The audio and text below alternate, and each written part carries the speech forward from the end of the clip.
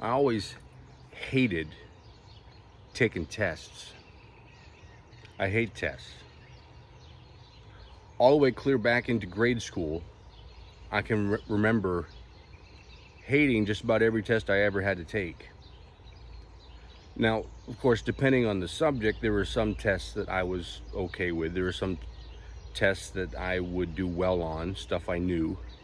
Then there were the courses that I didn't like so much, hated, that I would be tested in and not do so well. There was a couple of courses in high school I can remember being an awful test taker, one of which was geometry. I'm still pretty much a math moron. Physics was another one. Physics is just basically math in a science suit. And then you get to college and grad school. In college in particular, I remember taking this course called Basic Math Principles, which is a philosophy course.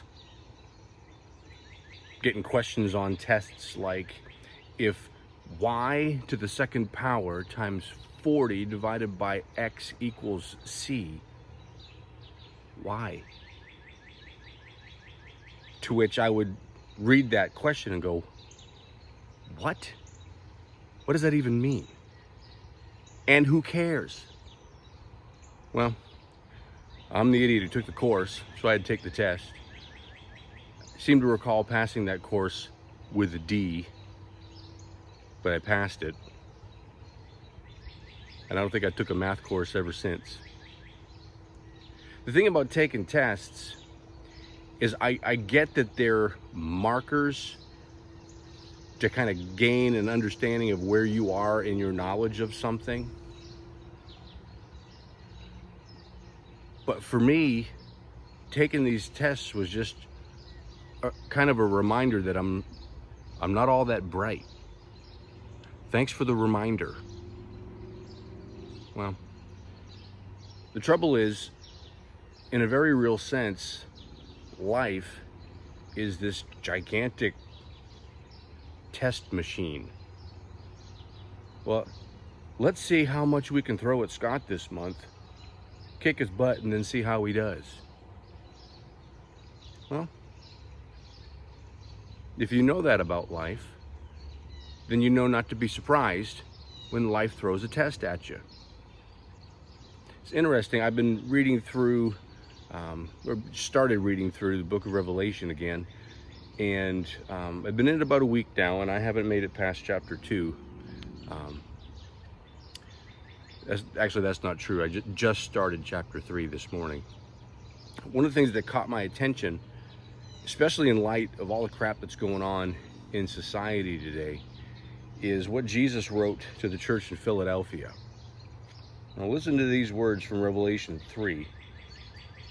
To the angel of the church in Philadelphia write, these are the words of him who is holy and true, who holds the key of David.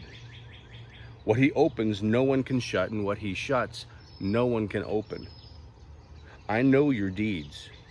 See, I have placed before you an open door that no one can shut. I know that you have little strength, yet you have kept my word and have not denied my name. I will make those who are the synagogue of Satan, who claim to be Jews but are not, they are liars. I will make them come and fall down at your feet and acknowledge that I have loved you.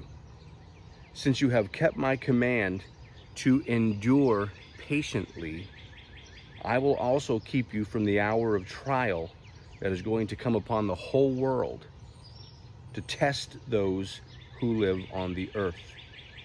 I am coming soon, he said. Hold on to what you have so that no one will take your crown. Now, there's a lot in there.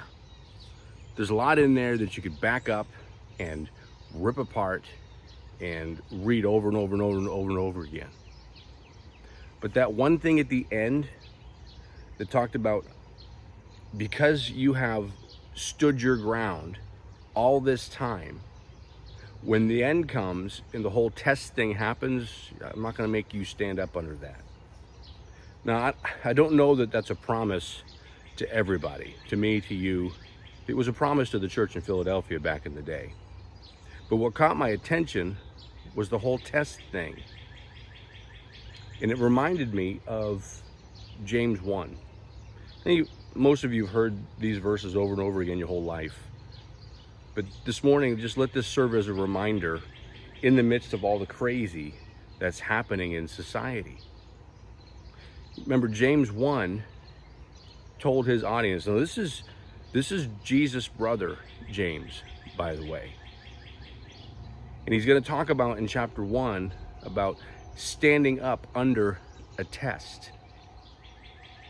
Not giving up, not doubting, not being a weenie. If anybody knew anything about being a weenie, it was James.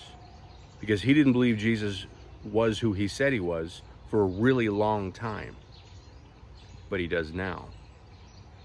And so he says, consider it joy when you face trials of many kinds, because you know that the testing of your faith produces perseverance.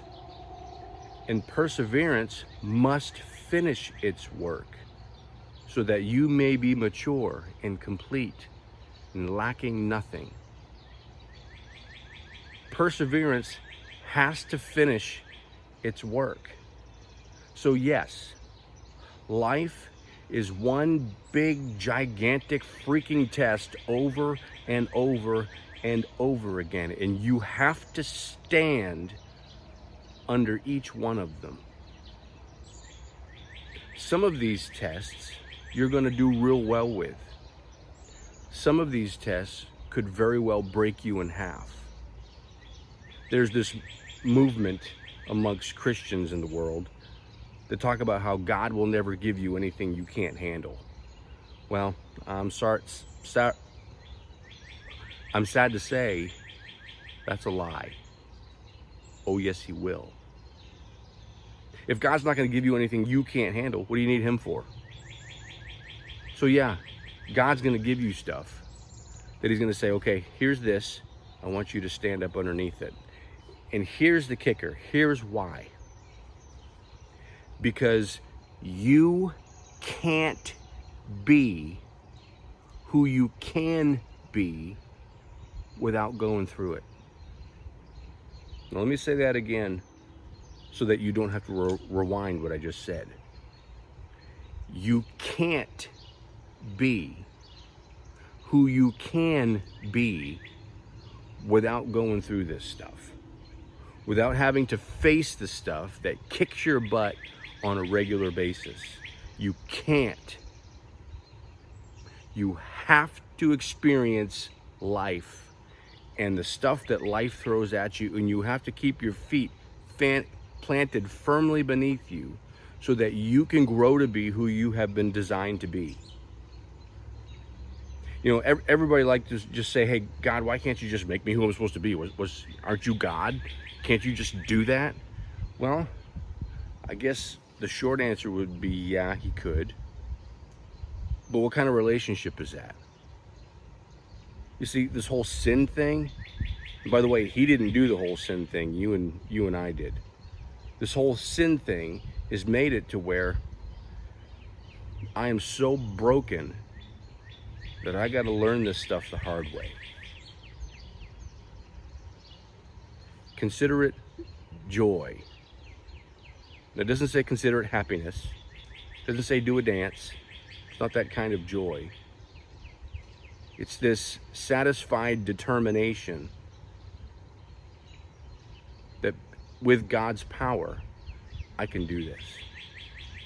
So no matter what you see on the news, no matter the idiocy that you see all around you, the hypocrisy that is pervading the land, I mean, we're all guilty of that to a degree. But no matter any of that, your job is to keep your feet planted and deal with whatever comes. And when you can't deal with it, you give it to God and let him deal with it. Now, how do you do that? That's still a work in progress for me. But I will tell you, there have been some things in my life that have been thrown at me that I absolutely could not and cannot handle without him. So life is a test. The test might suck, but we have to take it because we can't be who we can be without it. More to come.